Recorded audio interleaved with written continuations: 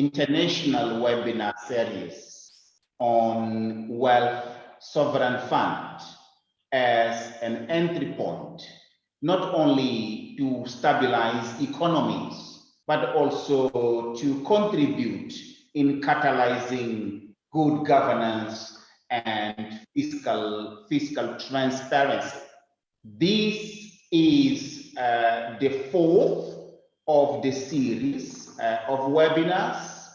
The focus today is the experience from Botswana.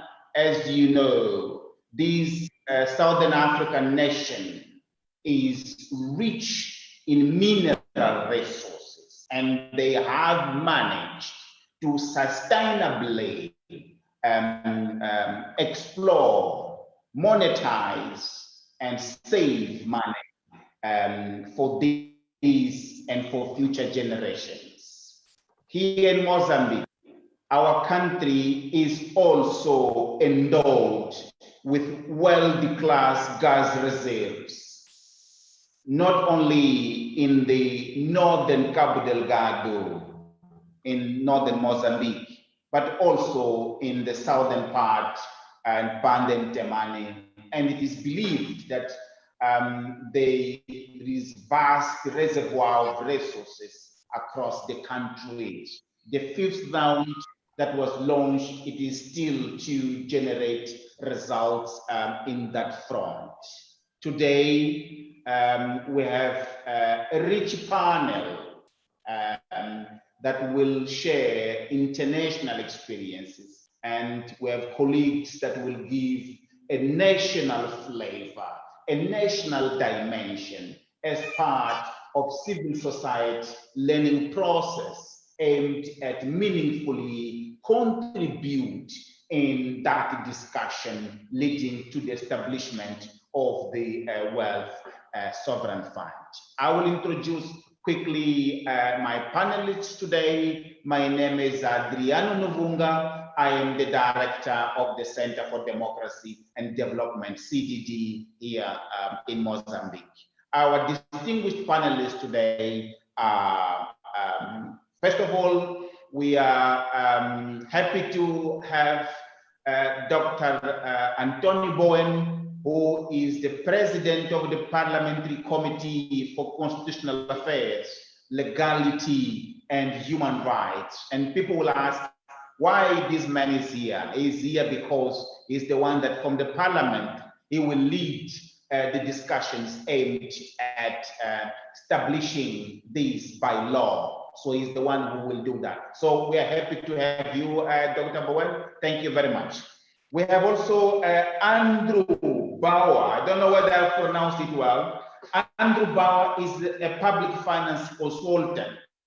He provides technical assistance on public financial management, sovereign wealthy fund and state-owned enterprise governance, mining and petroleum sector taxation and regulation, and in intergovernmental transfers.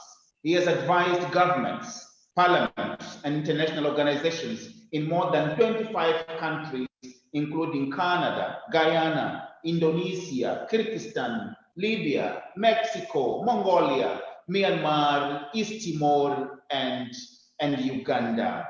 A former senior economic analyst at NRGI. NRGI is the Natural Resources Governance Institute. He also served on the government of Canada's G8, G20 team in the Department of Finance, and has worked for the government, private sector, academic, and non-profit organizations. He is an author of several publications on public finance. He has featured by BBC for several occasions in The Economist and Reuters, and teaches annually at the Columbia University and in Zurich also. He holds a BA from McGill University and MSA from the Oxford University. Thank you. Welcome, Andrew, to join us. Our guest speaker is Professor Emmanuel Botlhale. Professor Emmanuel Botlhale is from Botswana. He's a good and old friend. Been working together for a couple of years on several issues. He's an expert on his own right. He's a professor in public administration in the Department of Political and Administrative Studies in the University of Botswana. His primary teaching and research interest area is public finance. Secondary teaching and research areas are public budgeting, financial administration, project management, public governance, and research methods, all at the University of Botswana. Thank you very much. It is our pleasure to have you here. Then we have our colleagues from the FMO, Budget Monetary Forum. We have Dr. Feroza Zacharias, who will give the opening remarks from the platform. And we have Dr. Tomas Lang, a good friend, a good and old friend, who will give opening remarks from the APIE, Plataforma Natural dos Naturais da cidade. Then our partners from government. This is good to have government. It's good to have government institutions here. It shows that you understand the nitty-gritties of governance, the need to participate in civil society initiatives. These colleagues are Dr. Anibal Malango from the Tax Authority and Dr. Marcelina Joel from the Ministry of Mineral Resources and Energy. These are our key discussants. They take notes, they engage critically, and they learn as also as part of learning from state institutions to meaningfully legislate and institutional development aimed at good governance of Mozambique's extractive sectors. Without further ado, I will invite Dr. António Boene to give us opening remarks from the parliamentary perspective. Dr. Boene, over to you. Bem, muito obrigado, professor Mvunga, e mais uma vez agradecer o convite feito pela Fórum de Melhoria do Orçamento, o Centro para a Democracia e Desenvolvimento e a Plataforma de Sociedade Civil sobre Recursos Naturais e Indústria Extrativa. Hoje, esta é a terceira série de uma série internacional de webinars que, sabiamente, muito bem organizada por essas três entidades e que permite-nos, nesta fase, de facto, colhermos experiências de países que já criaram o seu fundo soberano e vai nos permitir, dado o facto de Moçambique estar também já numa fase de exploração, apesar de serem numa escala média, mas a previsão, quase que certeza que nos próximos anos a exploração já será a um nível muito elevado. É importante, de facto, começamos a ponderar seriamente sobre o que é que nós pretendemos fazer com as receitas que advirão da exploração desses recursos e pensarmos seriamente, efetivamente, significa hoje o que é que nós queremos para hoje e o que é que nós pretendemos, naturalmente, para amanhã. Quer dizer, esta tem elevada expectativa nesta série, em que vamos partilhar a experiência a ser apresentada pelo professor Emmanuel de Botlhale, que é de Botswana, da Universidade de Botswana, e vai-nos atualmente dar aquilo que terão sido os contornos para a constituição do Fundo Soberano de Botswana, e espero eu que atualmente a série de hoje esteja ao mesmo nível de debates em que as séries anteriores também decorreram, dado que este é um tema que se mostra muito atual e por demais pertinente para a nossa realidade. E significa que sabemos o que é que já está a acontecer em Moçambique neste momento e o que é que irá ocorrer também em Moçambique nos próximos tempos.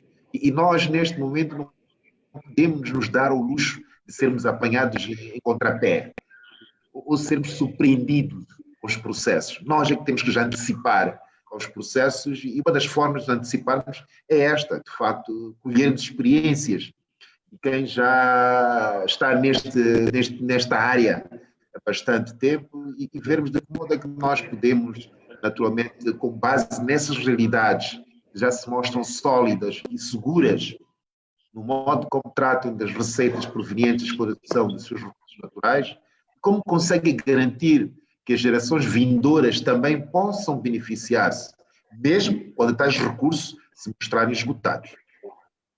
Também, colhendo experiências de outras realidades vai ajudar-nos bastante a não cometermos erros que eventualmente tenham sido anteriormente cometidos por esses países e ficarmos também com uma obrigação acrescida de fazermos mais e melhor relativamente a quem já o fez antes. Para além de colher experiência de outros países, eu acho que já se mostra também necessário incrementarmos o nível de debates a nível interno para podermos, com maior abrangência e participação possíveis, encontrarmos o melhor modelo que se adeque aos interesses da maioria do povo moçambicano e sempre com a perspectiva de olharmos para o futuro, mas com os pés assentes no presente. Então, eu acho que essas minhas palavras iniciais, e estou de facto muito expectante de ouvir aquilo que é a experiência do Botswana e também aquilo que vai ser a participação de outros painelistas. Muito obrigado.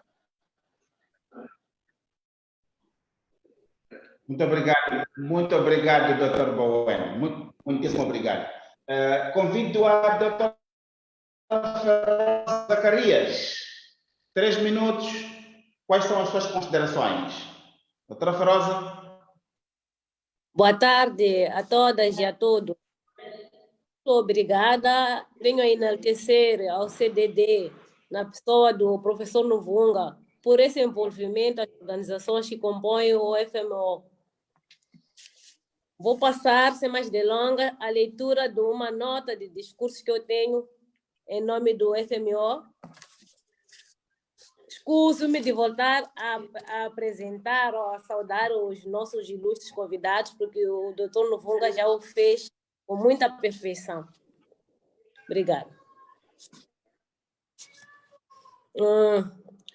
Para que o Fundo Soberano de Riqueza a ser estabelecido em Moçambique seja uma solução e não um problema para o processo de desenvolvimento do país, deve ser de todo tipo híbrido entre a poupança e estabilização, levando em consideração as perspectivas de principais interessadas, como o Banco de Moçambique, Ministério da Economia e Finanças, Parlamento, sociedade civil, acadêmicos, público em geral, parceiro de desenvolvimento, enquanto catalisa a boa governação de gestão de fundos públicos.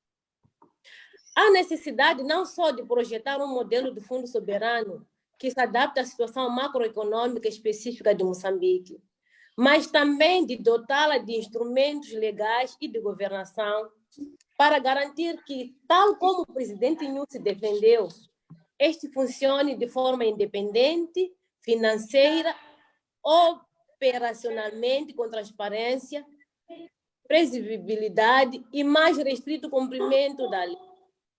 Propõe-se também que o processo de concepção e governação do Fundo Soberano Híbrido estejam encorajados nos 25 princípios e práticas geralmente aceitos pelo Fundo Soberano, projetado para português, boas práticas geralmente aceitos pelo Fundo Soberano. Transparência e investimento producente, incentivando um diálogo mais aberto e uma compreensão mais profunda das atividades do Fundo Soberano e princípios de Santiago. O CDD está ciente da grande influência política na governação econômica de Moçambique e na gestão financeira pública. O controle da Frelimo significa efetivamente o controle sobre o aparelho do Estado, decisões políticas e oportunidades de negócio. No entanto, com base nos bons casos existentes de gestão financeira pública, como a hidroelétrica de Gaora Bassa e a Companhia Moçambicana de Hidrocarbonetos, subsidiária da ENH, há concreto que se pode estruturar um fundo soberano híbrido como solução ideal para o problema do água. Portanto, o processo de definição do modelo e estruturação do Fundo Soberano Moçambique deve ser inclusivo, com uma boa participação ativa da sociedade civil no projeto e na governação, para que este fundo seja, de fato, um catalisador da boa governação, tenta a melhoria da qualidade de vida da população moçambicana. Na nossa ótica, este é que deve ser o princípio orientador de todo o debate em torno da maximização dos benefícios da indústria extrativa para toda a sociedade moçambicana. Espero não ter excedido os 3 minutos. Muito obrigada a todos e a todas. Tenhamos um excelente dia de debate. Obrigada, professor.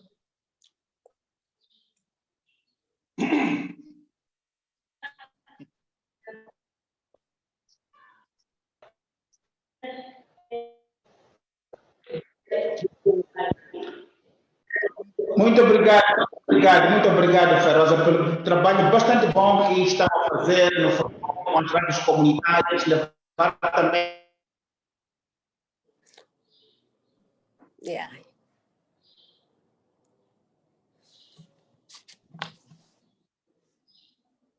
Meu Deus, perdi.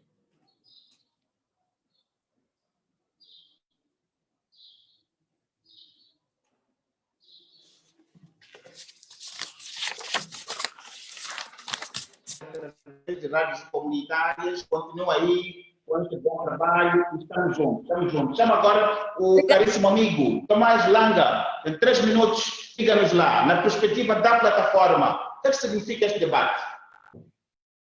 Muito boa tarde. Em Alô, nome Langa. da Alô, Langa. Nacional.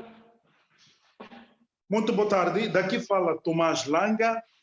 Alô, Langa. Em representação da Plataforma Nacional da Indústria Extrativa.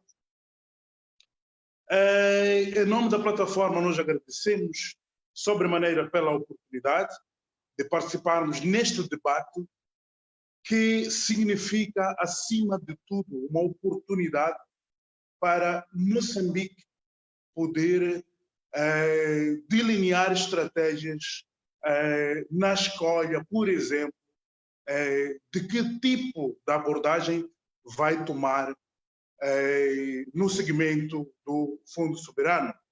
De acordo com o Fundo Monetário Internacional, existem 5 tipos. Temos o Fundo de Estabilização, o Fundo de Investimento, o Fundo de Reservas, e vários outros.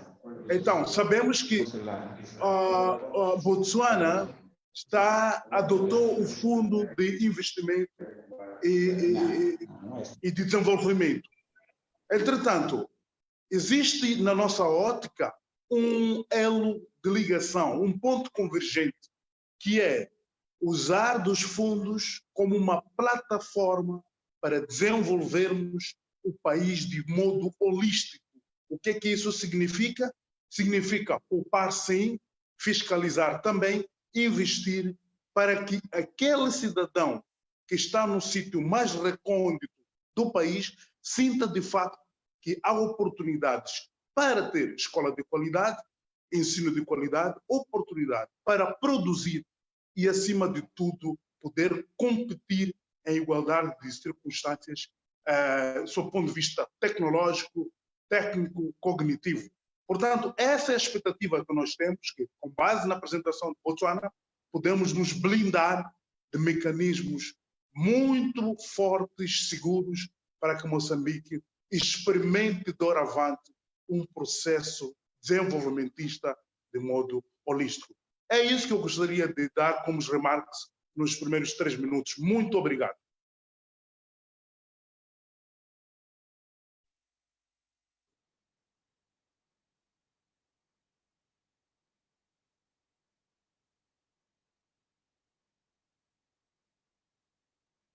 Muitíssimo obrigado, Dr. Tomás, por estas considerações.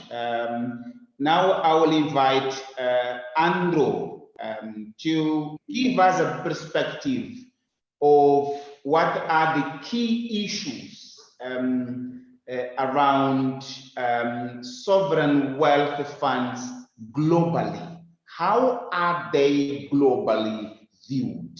Can they contribute towards fiscal transparency, meaning going beyond the traditional role associated to sovereign wealth fund, which is that of stabilizing economies and giving oxygen when shocks such as the cycle of prices affect economies of the countries which are endowed with these resources. So tell us, what are the key issues globally?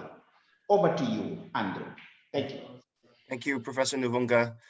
I wish, so it's a pleasure to meet everybody. I wish I could be there in person, but I think we're all a little bit grounded right now. And that's obviously affected me because my main work is providing advice to sovereign wealth funds and to governments on either establishing sovereign wealth funds or reforming sovereign wealth funds. So right now, for example, I'm working in Ghana, I'm working in Kenya, I'm working in Libya, and in Mongolia. So obviously, it's a little bit tougher from here in Canada to do this work.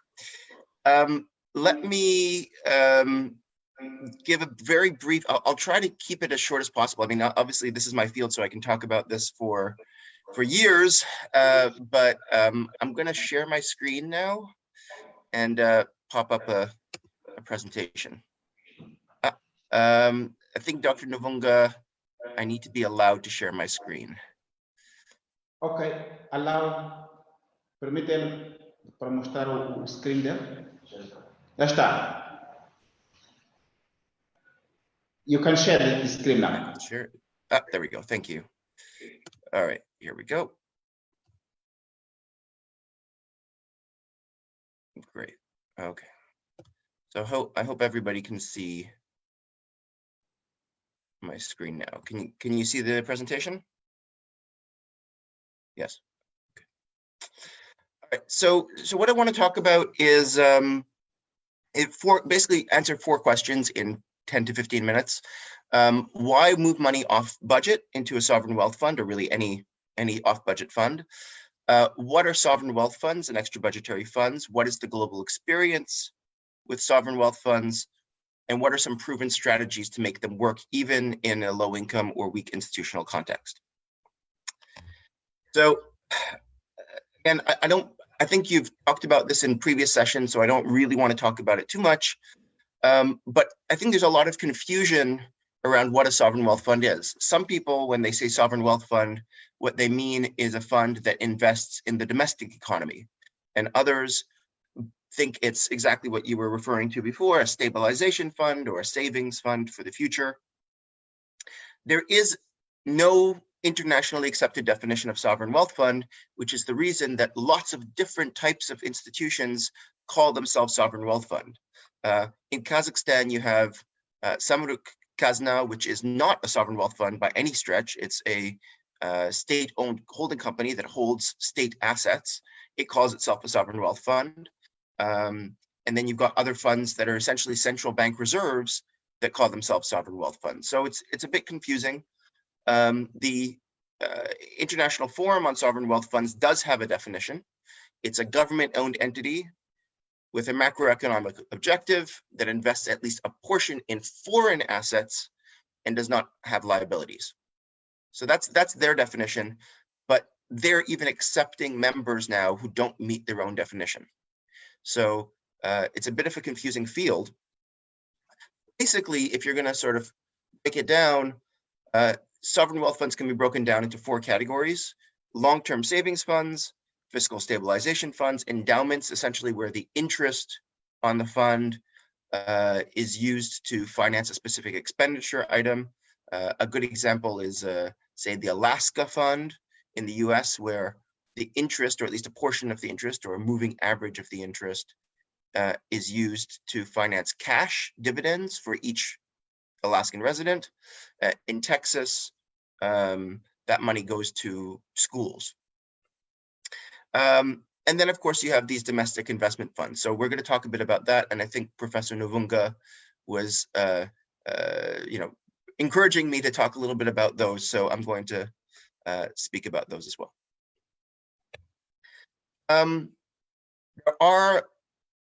If you look at all the funds in the world, which is in resource-rich countries like Mozambique, there are about 60, 65 funds, depending on how you define them. If you look at all of these funds, there are very, very, very few that actually achieve their objectives, whether that objective is saving for future generations or stabilizing the budget. On this slide, you can see a list of some of them: Chile, Kuwait, North Dakota, Norway, Peru, Qatar, Timor-Leste. And it's interesting that we talk about Timor-Leste, because Timor-Leste, I mean, you heard about this, I think, in your previous sessions, is experiencing some challenges now, but arguably the country is better off for having the fund than not having the fund. That said, there are a lot of funds that have not done well, and I think you've already heard some of those experiences, and let me just skip to that slide. And I can talk personally about both the Angolan experience and the Libyan experience, because I've worked with or inside some of those funds. Just as an example of a horror story, in Libya, basically, Gaddafi, under the previous regime, set up the $65 billion fund. He let his son manage the money. The money was then dispersed to asset managers, often some that had no experience at all. And then they also made very, very poor investments. For example, they invested in a derivatives trade with Goldman Sachs that was worth $1.2 billion. And within 6 months, they lost 1.18 out of the $1.2 billion. So huge, massive losses, hundreds of millions of dollars going into management fees for very little result, totally mismanaged fund that ended up losing and still continues to lose the Libyan people billions of dollars. I think you've already heard about the Angola story, so I won't go too much into that. But again, it's another case of the president's son being given the management of the fund, and the fund, nominally supposed to be a domestic investment fund, but ends up that the fund manager takes huge fees and ends up investing the money partly in real estate on his own property. The Algeria case is another one of terrible mismanagement. Algeria was in a very good fiscal position, very low debt levels, billions of dollars in their sovereign wealth funds. And over the last 5 years, even though they had record high oil revenues, they spent all their sovereign wealth fund savings. And now during the coronavirus crisis, they essentially have no money left. And they have to cut spending and cut social services. And people in Algeria are really suffering because of the mismanagement of their sovereign wealth fund. So, for as much as there are some very good stories out there, there are also some horror stories. I'm sorry to the translator if I'm speaking a little bit quickly. I'll try to slow down.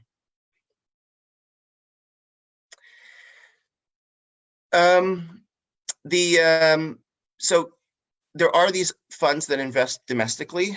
There's the Gabonese fund. There's, like I said, Angola. Even Norway has its $1 trillion traditional sovereign wealth fund that invests in foreign assets, but it also has I think, $50 billion or so domestic fund that invests in Norwegian equities.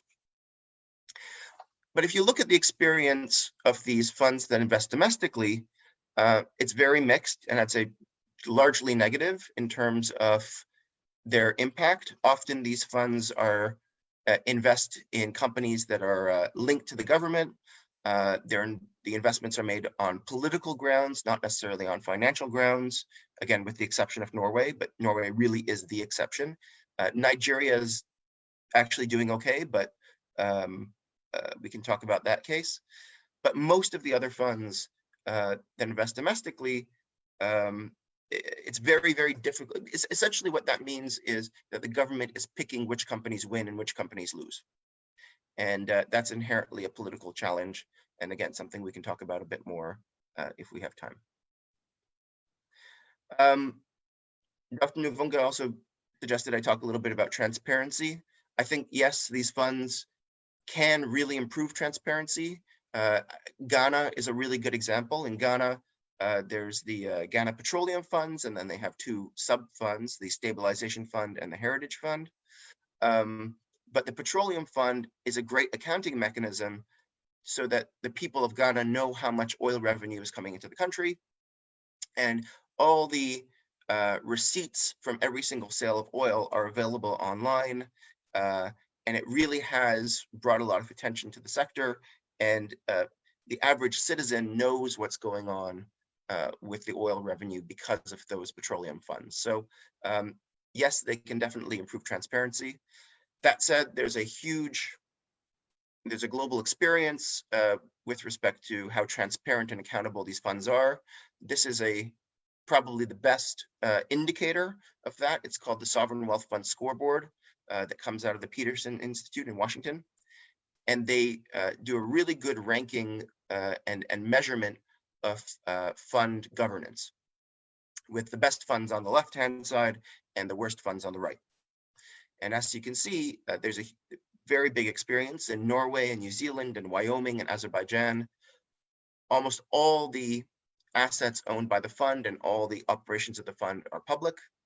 On the right-hand side of your screen, you have a lot of the Gulf country funds, Equatorial Guinea. These are funds that are extremely opaque, where essentially the fund is a tool of the president or of the leaders of the country to give out money to their friends. And that's basically what the fund is there for. These funds are there to hide money, not to make the money more transparent. So we talked a little bit about the problems. Let me talk very quickly, and I'll take another 3 minutes on this, about some of the solutions or some of the good policies that we see out there to make sure that these funds are well governed. I'm going to talk about appropriate fiscal rules. I'll talk about robust investment guidelines, institutional accountability, and external oversight.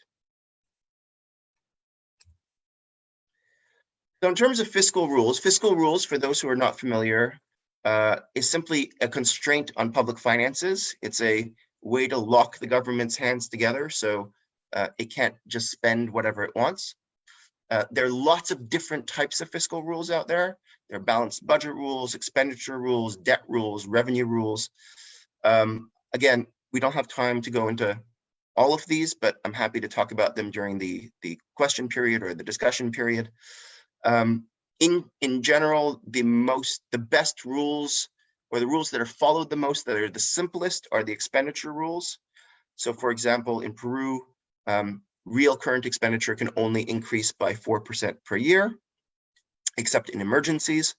And so that constrains government spending, because what you don't want is for the fund to be saving money, but at the same time, the government to be borrowing at a much higher interest rate. So this is what you have, for example, in Ghana or Mongolia. In Ghana, the funds are saving money and they're making 2-3% interest. But at the same time, the government is borrowing money at 7, 8, 9% interest. And so for every dollar that it saves in the fund, it loses money because it needs to borrow money in order to pay for government spending. So it makes very, very little sense to have a fund in that very high debt context. And what an expenditure rule does is it smooths fiscal expenditures over the long run, but also controls government spending. All right, let's move on. Investment rules. Investment rules are super important for funds. Having the right investment rules are really important, the right asset allocation. How much of the fund will be invested in fixed income assets, how much will be invested in equities, how much in alternative assets. The New Zealand fund doesn't invest anything in alternative assets, so no real estate, no art, no commodities, no derivatives. but they make about 15% return per year, which is extraordinary. At the same time, you have other funds, like I said, the Kazakh Fund, which invests mainly for political projects and therefore has a very low return. And then you have the Timor Fund and the Trinidad Fund. But these investment rules are, again, really, really important. And I'll skip over this just because we don't have a lot of time. But I want to, if we can always come back to this, that the different funds have different rates of return based on whether they're savings funds or endowments or stabilization funds. But we can talk about that later. Last two issues I want to talk about, and I'll finish there, are institutional structure. This, I think, is also very, very important. We often talk about that in certain funds are more or less corrupt than other funds.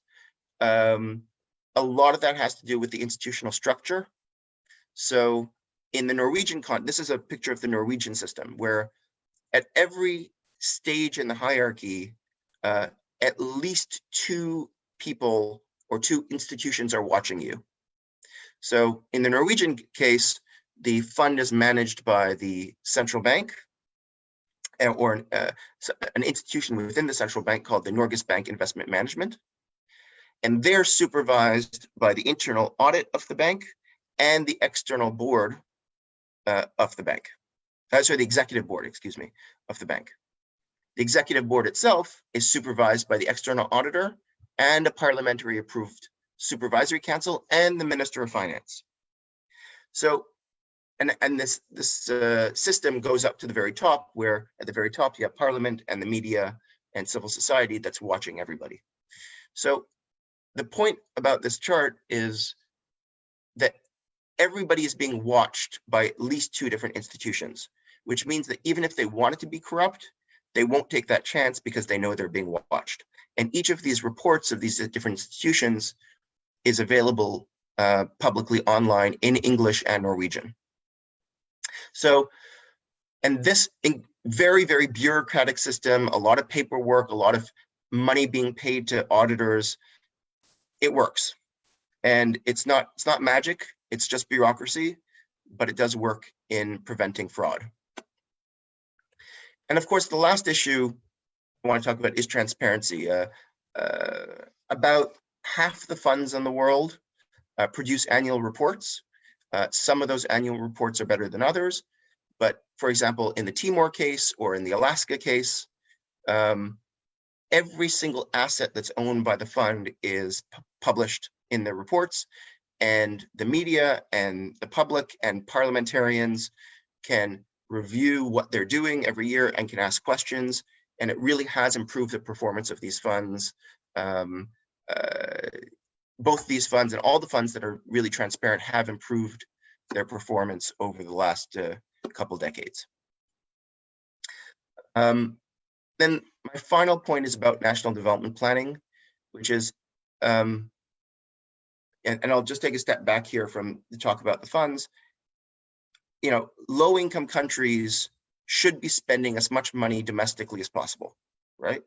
The whole point of taking oil out of the ground or minerals out of the ground is to make revenue, and for that revenue to pay for healthcare and education and infrastructure and all the things that make a society better.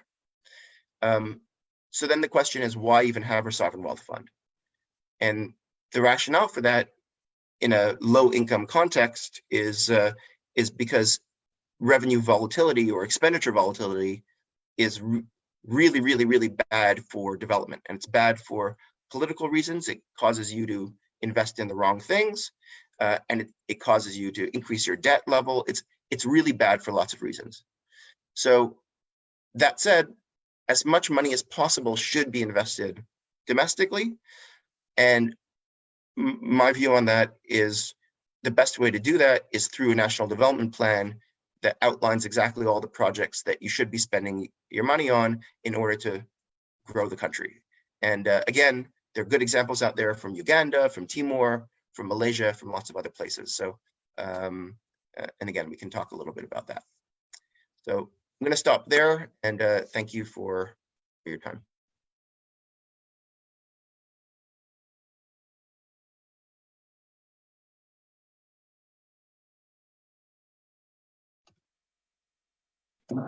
Okay.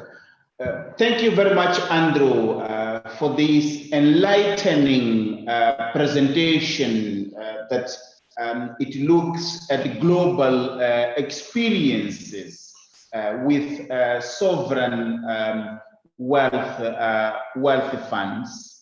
I will not dare to summarize it. I think it was clear. It seems that we're having a technical problem with Professor Emmanuel Botlhale. His connection seems not to be working well. Professor Emmanuel Botlhale, are you there? Did you manage to connect? What is happening? What's happening in Botswana? Professor Emmanuel Botlhale, are you there?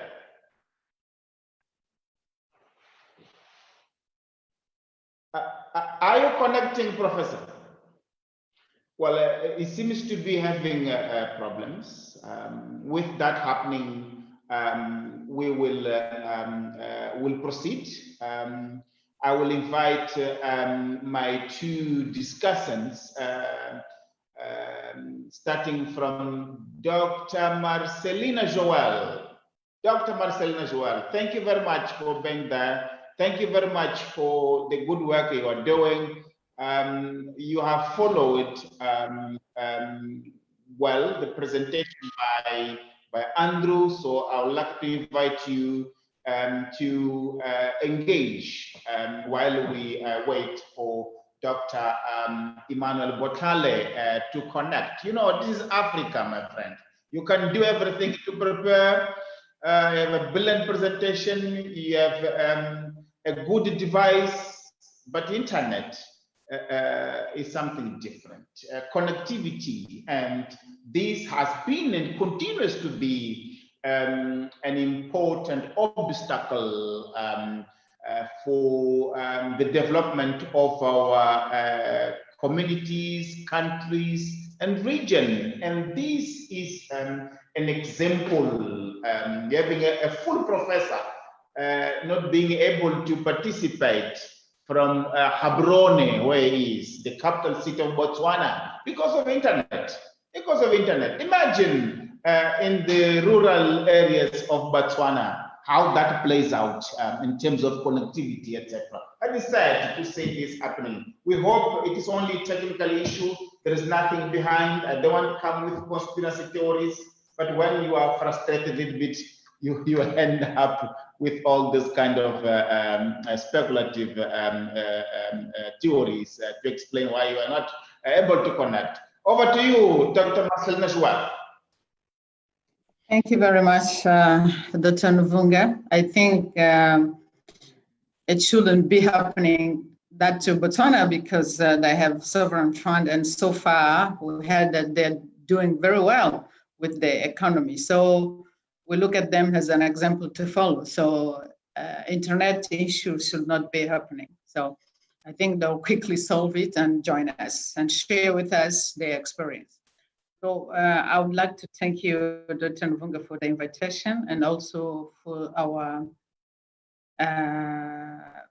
to Dr. Andre Boer, and also I think that is from Center for Sustainable Development Investment. So I also appreciate their contribution to the world on the good governance. They always share with us their good experience on their website, and also on the several training courses that this Center for Sustainable Investment has been handing to mainly to the government and any interested, mainly through the University of Columbia in New York. So we thank you for sharing with us your experience. As I always say, we agree that this sovereign fund is very important.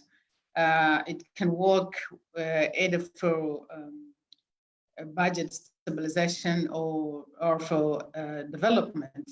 That's why when, as I said before as well, when we work on our legal framework, we have so far approved the gas master plan, and on our gas master plan, we have some orientation on what we should do with the revenues that are expected to be coming from gas exportation. And there's several options there, but I can share with you 3 of them that they point to work to use that revenues to, for instance, for the investment through an economic transformation bank, or also a sovereign fund. And another option is for the development bank. But if you talk about the development bank, Mozambicans have bad experience with the development bank that we had so far, and how and what happened with that development bank. But I think we have learned on how we should deal with how the other countries are doing with the sovereign fund. My question still the same, because I think from Dr. Andre, I could not figure out when to establish these sovereign funds and how much we should save for the future generation, because I understand that the saving for the future generation should not, how can I say it, should not undermine the needs of the current generation. So the question, how much to save, I think still actually we need to know how to deal with that. And also the management, because he has mentioned in his presentation that the transparency is very good. He has shared with us the bad experience, and he called them horror experience. So that's we have seen, and it's a pity because some of the countries are African countries. I mean, the 3 examples that he has shared with us, I think are African countries, which is a pity, because if we have funds and with as far as we know, I mean, or as much as we know, the African continent is the continent that is always being mentioned as the continent with several problems. Malnutrition, wars, and all these political conflicts. And therefore, if you have some investments in that country, the investments are costly to our countries, because in the contracts, they want you to put the political stabilization, which is a cost, because it takes with it the incentives on fiscal regime and everything that you will be imagining that will undermine the quick getting revenues to the government. So I think the examples that he has shared with us was quite enough to see what do's, what don'ts in that path to establish our sovereign fund. And from other experience on theories and presentation that we have been seeing, the important thing is to get your people prepared to manage, is to get your people prepared to present or to prepare investments or projects that will be eligible to benefit from that investment. But if you have people who are not aware about, they have no, for instance, skills on the management, you might end up having the situation that we currently have, because on the revenue sharing, I think we have got several experience in the country. I can refer to the 7 million, 7 or 10 or 12, because the first version of this was 7 million. Then it was upgraded or updated to 10, 12, depending on the economic projects that each district can submit to the government to benefit from that. But I think the rules on the management and also to reimburse to the government, because that fund was supposed to be reimbursed. So that's where we have the problem, because people understand that this money coming from the government is a gift. We don't have to reimburse. We don't have to send back in order to allow the future projects or other people or other Mozambicans to be benefiting. So that leads us to understand that we also have to set up clear rules on how to manage and what sanctions probably can be applicable for those people who don't follow these rules.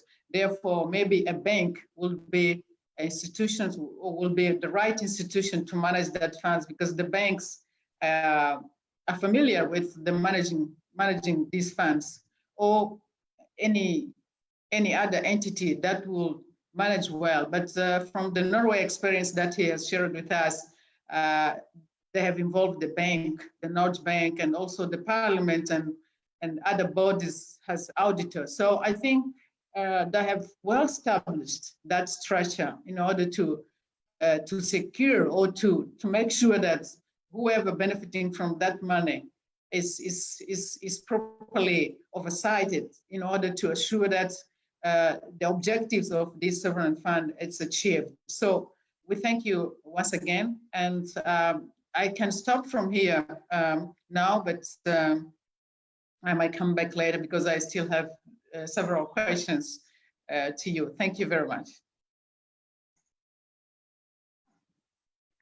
Thank you very much, Dr. Marcelina, for the comments, for the remarks and question. And it seems that you already you have been in contact with Andrew's institution in the past. That is good. Networking is also an important objective of these webinars. Institutions matter, but they are moved, they are built by people who connect with other people, regional and globally. So that is important, that you have connected and you have worked together. And your remarks and considerations on Mozambique's gas master plan, well, that document needs to be updated, I think.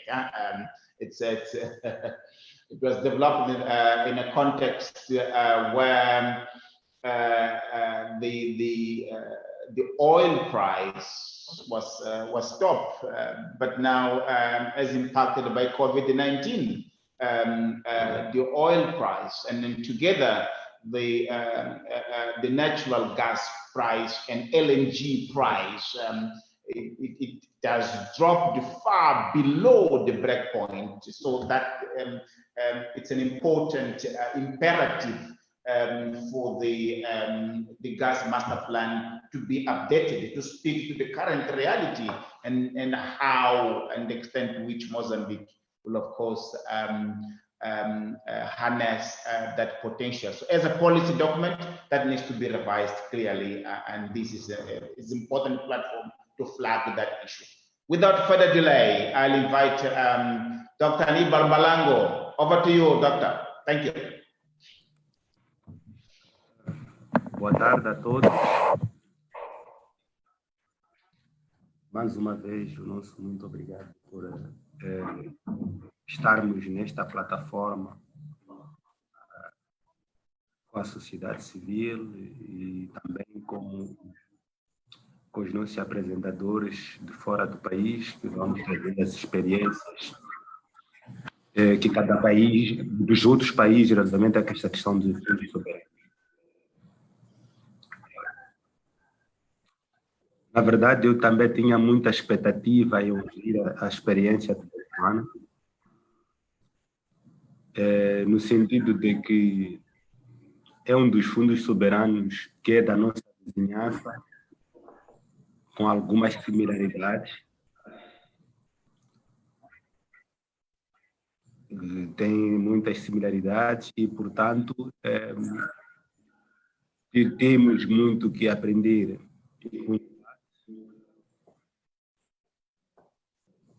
Por outro, porque foi constituído com base em receitas do setor mineiro. E o nosso setor mineiro, aqui em Moçambique, também já tem alguns anos. E, por via disso, poderíamos aproveitar como é que podemos ir receitas que também vamos recebendo do setor mineiro, enquanto esperamos as grandes receitas que se esperam da produção do gás na bacia do Uruvu.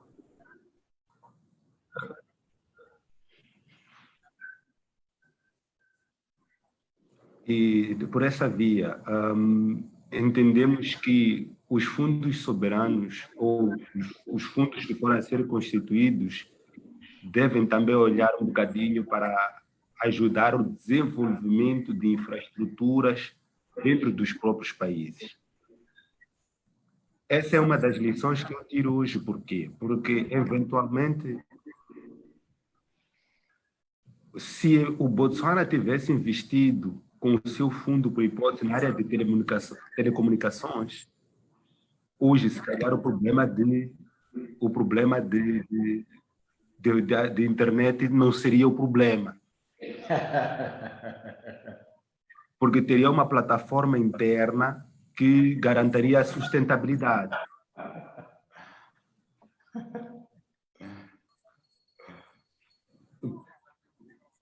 Porque os fundos soberanos podem ser usados para investir internamente ou para investir fora, com vista a angariar recursos para os países.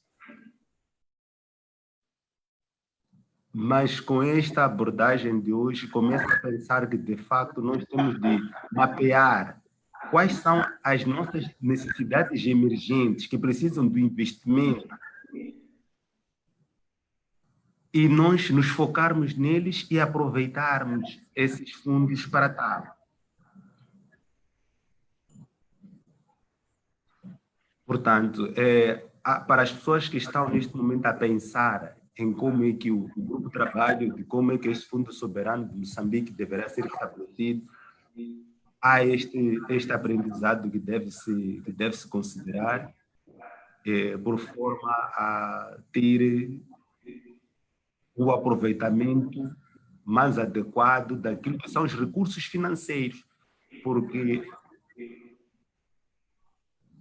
ainda temos serviços que dependem muito de capital estrangeiro e, por via disso, até chegam a ser um tanto quanto caros, de modo que não garantam facilmente o bem-estar das próprias, tanto das sociedades, tanto das pessoas atualmente ou das gerações vindouras. Essa seria a primeira abordagem. A segunda abordagem tem a ver com a definição de políticas claras para acomodar este investimento. Tem aqui o e-mail para enviar para o Botswana, para enviar o e-mail dele.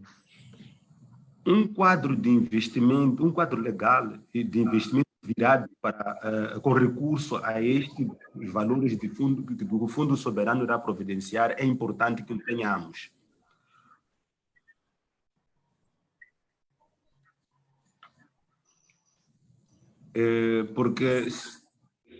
Porque se formos a tratar esta entidade que vai gerir o Fundo Soberano como se fosse uma entidade de financiamento normal, poderá em algum momento enfrentar dificuldades na sua atuação. Falo de política fiscal, portanto, é preciso nós definirmos um quadro legal, um quadro, eventualmente, de benefícios fiscais que tem que ser atribuído a esta entidade, de modo que ela facilmente desenvolva as suas atividades no sentido de criar infraestruturas e desenvolvimento econômico que se espera. A semelhança daquilo que nós temos, por exemplo, quando se trata de investimentos por via de fundos de trabalhadores, que tem um tratamento diferenciado. Portanto, é importante também vermos como é que, quando o investimento for por via deste Fundo Soberano, como é que nós poderemos trazer para podermos garantir que os projetos sejam implementados e sejam viáveis para o propósito que se pretende criar. E, portanto, eu levantaria esses dois aspectos hoje e também agradecer a apresentação do Dr. André e que estamos continuamente aqui para ouvir e aprender, para vermos o que é que nós temos de fazer, de fato, para garantir a sustentabilidade de um fundo soberano. Obrigado.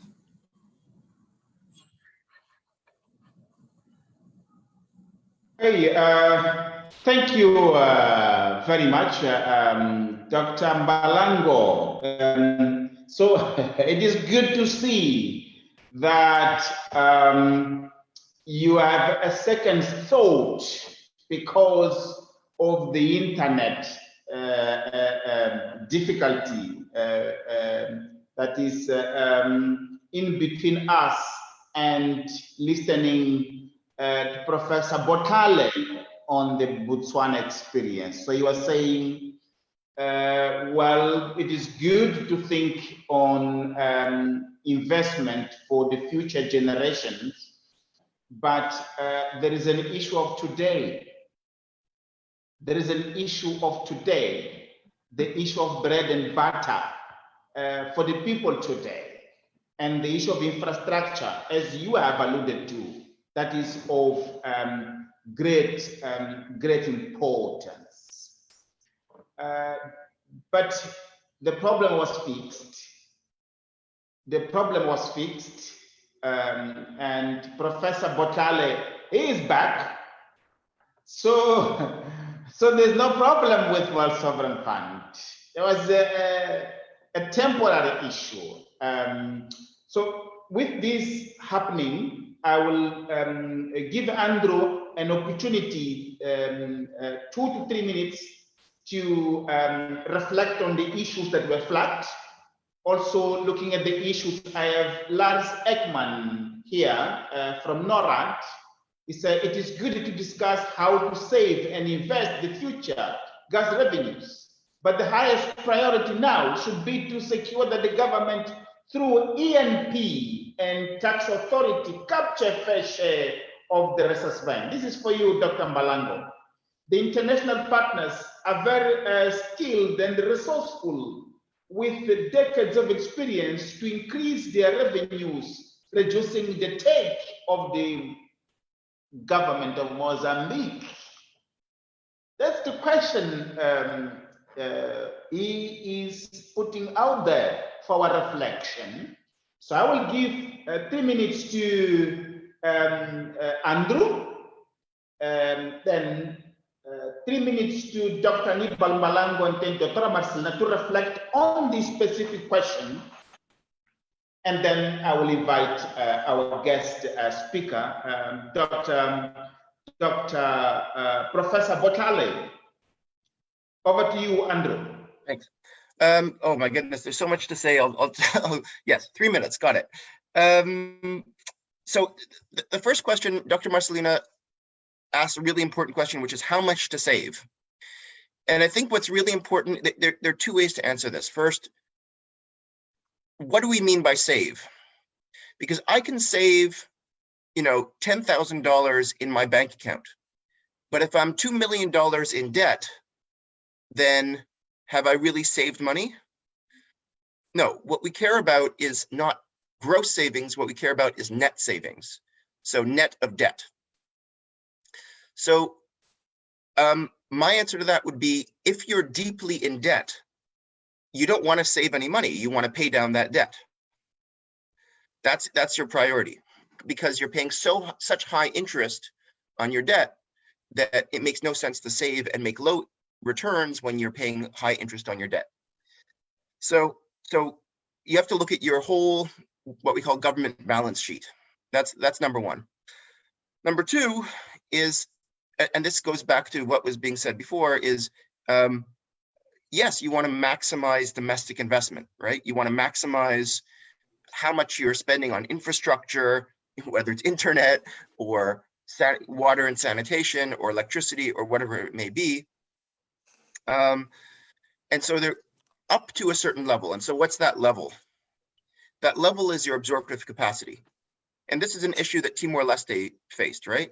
Is Timor-Leste said, we're going to spend all this money in the domestic economy. We're going to save a little bit for the future, but what ended up happening is they didn't have the absorptive capacity, meaning they didn't have the engineering firms, they didn't have the doctors, they didn't have the teachers, they didn't have all the things you need to spend domestically. So what ended up happening is instead of getting more infrastructure, more roads, more electricity, more doctors, more healthcare, more education, is that the prices of all those things went up. So they had like 25% inflation, the cost of roads went up, the cost of electricity went up, the cost of everything went up without actually getting more stuff. And so they hit their, what we call absorptive capacity limit. So what you want is to be able to spend up to that limit. So the question is, where is that limit? And each country has its own limit. I don't know the answer from Mozambique. I would have to do a lot more research. But what I would encourage, actually, Dr. Marcelina, feel free, we can set up a call between the two of us, and I'm happy to sort of talk through some of those issues with you if you wish. And then the last thing I want to say is about development plan. Unless you have a development plan that is costed, that identifies exactly which projects are going to be spent which years, do you need a port first? Do you need an airport first? Do you need electricity first? What comes first? What comes second? What comes third? The way Timor-Leste did, I think you need that in order to know where to spend the money domestically. And then finally, when to establish the fund? The answer is now. Now, Sao Tome developed their fund legislation, before they even found oil. So did Timor. And the reason for that is because once the oil starts flowing and the money starts flowing, you're not going to have a good fund law. You're not going to have a good infrastructure because politicians will get their hands on that money and it'll be too late. So the answer is now. Thank you.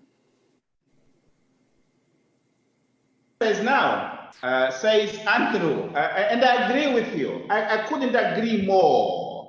Laying foundations, setting things right, setting governance right. Big issue is, where do the incentive structures to set good governance right come from? In an elite-like type of governance, where do incentive structures come from? Let us listen to Dr. Marcelina. Over to you, Dr. Marcelina.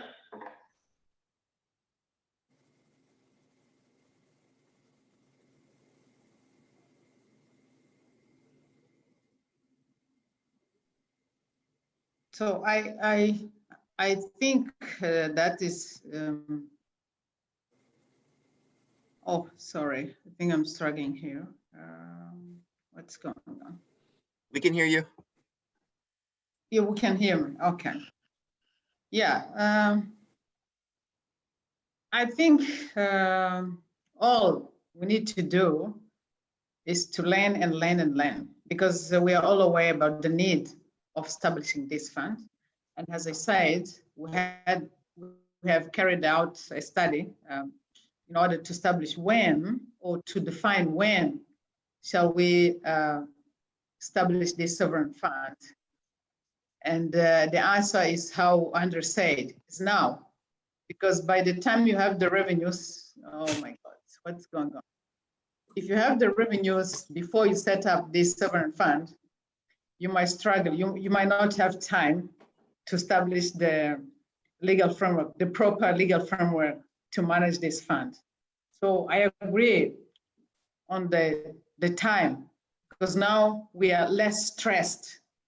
We have shared a lot of experience. We still don't have that money. We don't have that cash, which will hypnotize us. So we still have time to work slowly and get the best practice from other countries that are implementing, or that are also already implementing, and avoid the don'ts. On the questions that I saw from the chat box. There was a question from let me check this again, sorry for that. From Serge Baloy to me and asking what we should learn from the Botswana's example.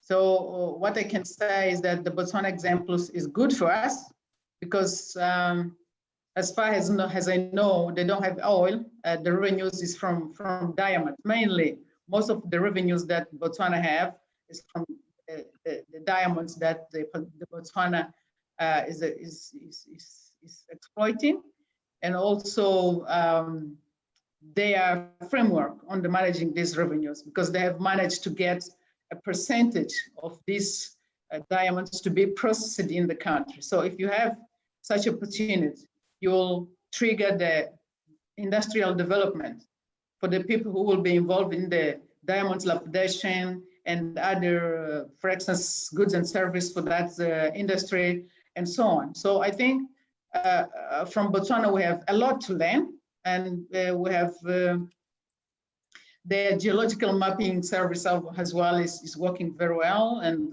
we have been exchanging with them even in the legal framework. But the difference maybe is that if you know, or I don't know if you know, the Botswana before the current government, I think it's a little bit different now. Because what we are hearing now is that things are not very well. I don't want to anticipate because we'll have our colleague from Botswana sharing with us that experience, and he will also tell us if what we're hearing is a gossiping or is true. But what we're hearing is that Botswana now is not maybe doing that well as before. So maybe he will tell us what is the problem. But I think the leadership, the political leadership is very important, because you might have a good legal framework, but if you don't have a good political leadership, the legal framework will be only something to be in the, how can I say, to be just in your table, but you will do something else. So I think the political willing is also important to guide the country in a manner that the transparency will be leading all the government efforts on the managing the sovereign wealth fund. Thank you, Dr. Nvunga. Thank you, Dr. Marcelina, for those remarks. This is it's a challenging balance to make. It's a challenging balance to make. But I agree very much with Lars Ekmans when he says, listen, one thing, there are two things here, which are two distinct. One is to be endowed with massive natural resources, such as the world-class gas reserves that Mozambique has in the northern Cabo Delgado. Mozambique has more than 100 certified ECF. This is a wealth for this and the next generation. All you need is good governance, setting things right, right leadership. But that's one thing. The second thing is how to monetize that. To monetize that in a way that the Mozambique will benefit, and not only international oil companies will take that wealth away. They are well-resourced, far more experienced. How can Mozambique get prepared to profitably monetize that gas? We have been having all these discussions for the past decade, but no conclusive answer has yet been given. This is the second. The third one is, even if the country is making the right benefit, will it benefit the people of Mozambique and not the elites? And this is the reason why we are having this discussion, the World Sovereign Fund, as a mechanism, not only to stabilize the economy. And this is our particular take. This is our nuance in it. Our view is that the process of establishing the World Sovereign Fund, it will offer a platform for inclusive, transparent, and meaningful participation of all relevant stakeholders as a way not only to discuss economic stabilization, but also, and importantly, the issue of fiscal transparency, the issue of good governance. But again, governance matters, but leadership, the right leadership is needed for that. And this is where not only Mozambique, but Africa lacks the most. But these sort of webinars, they are part of that conversation. They are part of that effort aimed at setting governance right.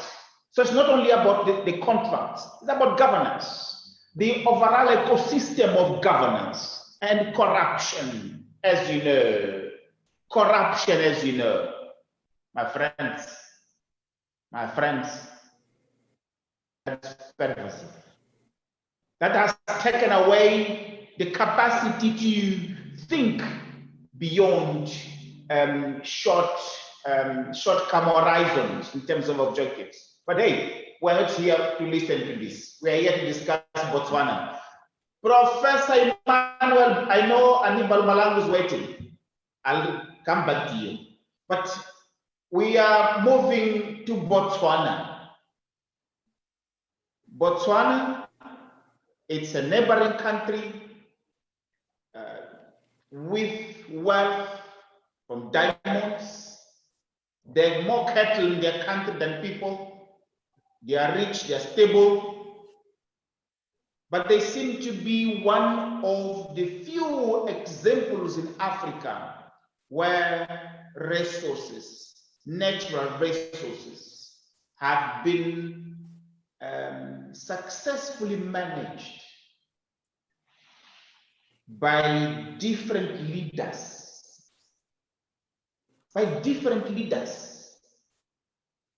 Since that nation was founded by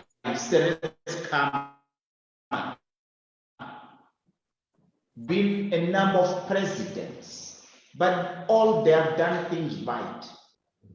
My question to you, Professor Emmanuel Botlhale, what is it? Is it a Botswana thing? What is it?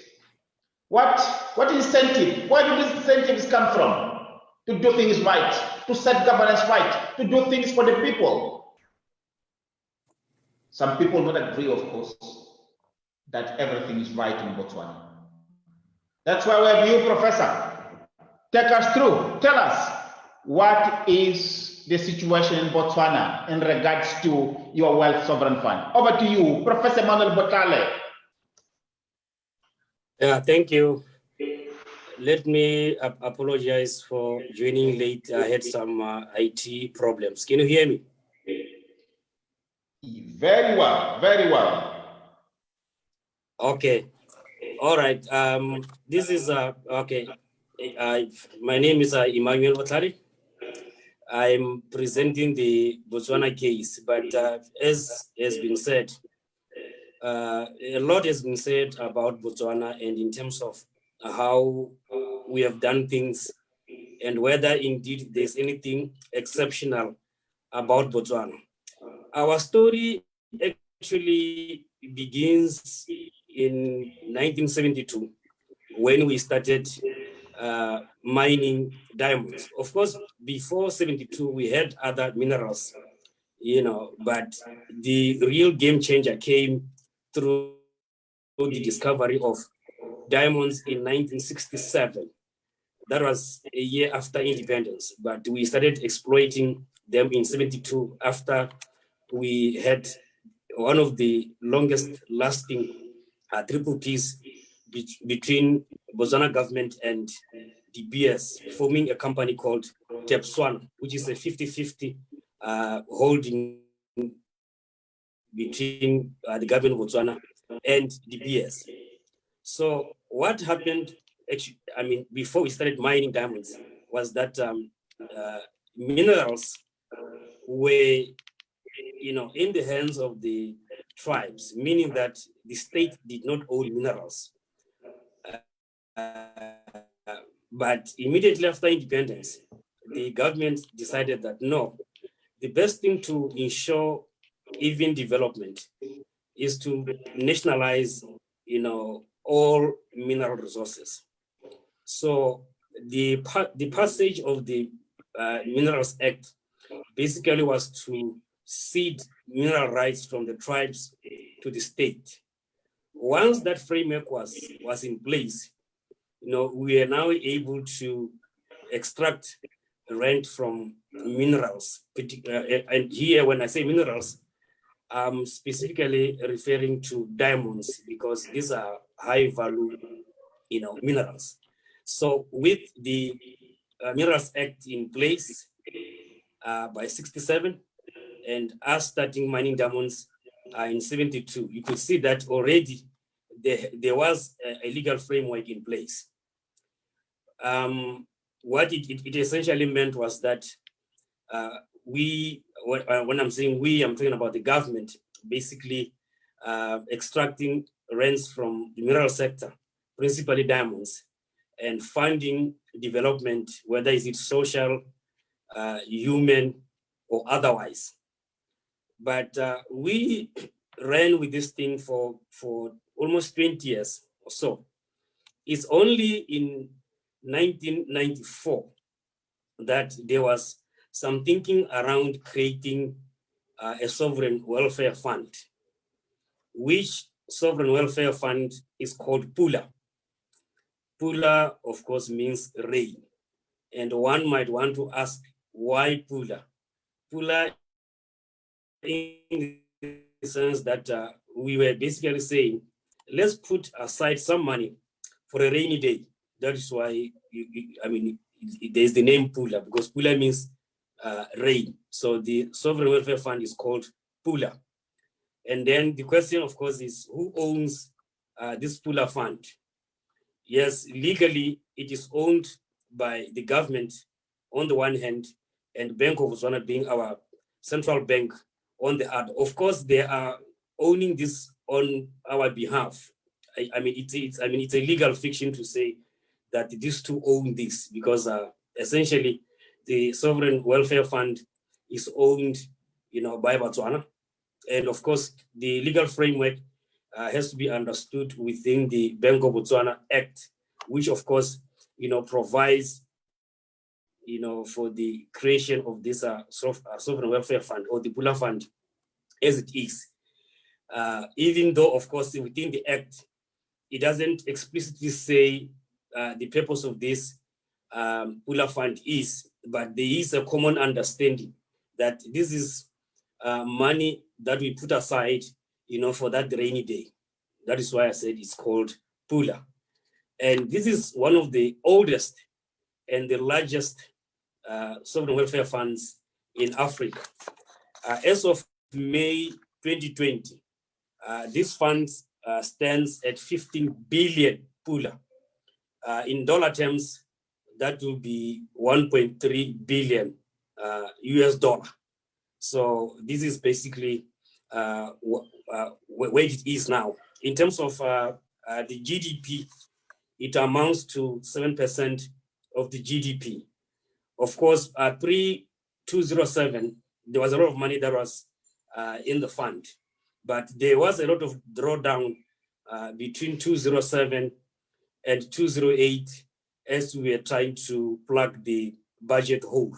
And of course, there's been concerns that we need to replenish it, because some are saying that at 7% of GDP, maybe we need to do more so that we put a lot of money, into the kitty. And of course, in terms of how we how it is accounted for and how it is reported for. This comes through reporting by the Bank of Botswana, which is of course the central bank, and that essentially talks to how, there is a committee, of course, in place headed by the Bank of Botswana governor, and then the committee is basically responsible for running this fund, of course, on behalf of Botswana, like I've said previously, and all the reporting that pertains to government entities, also attends to what happens to the Pula Fund. And one of the things that we did in October 2008 as a country was to join, the Santiago Principles, which is basically the generally accepted principles in terms of how, you run the sovereign welfare fund. So we're the founding members, and of course we joined that. And basically, when you look at the Santiago principles, there are 24 principles built around 3 pillars that essentially talk through how, at least ideally, sovereign welfare funds are supposed to be run. And so this is basically the 12 years after these principles, and of course the Pula Fund, has remained faithful to the principles. There was, of course, an assessment done in 2014 in terms of how compliant the Pula Fund is to the Santiago principles. And of course, beyond just the Santiago compliance index, there are 2 other indices, that are also used to evaluate to see whether the Pula Fund is run the way it's supposed to be run. One can talk about the Revenue Governance Index, which I think is common, it's known, around the world. There's also the Truman Sovereign Wealth Fund scoreboard. So you can look at these 3 indices and get a sense in terms of what is happening. Of course, like I said, in terms of the evaluations, there's been some evaluations done on the Pula Fund, and one can essentially look at what has been happening around that, and particularly look at the governance index. And there has been issues around things like, for instance, fiscal transparency, to say that what is happening around fiscal transparency, things like withdrawals, that it is not sometimes very clear in terms of how deposits come in and how withdrawals are done, and things around oversight. So these essentially came in through a report in 2013. One might ask, well, that was 2013, that was then, this is 2020, 7 years down the line. Does it mean that there are still issues around fiscal transparency, around oversight, around withdrawals?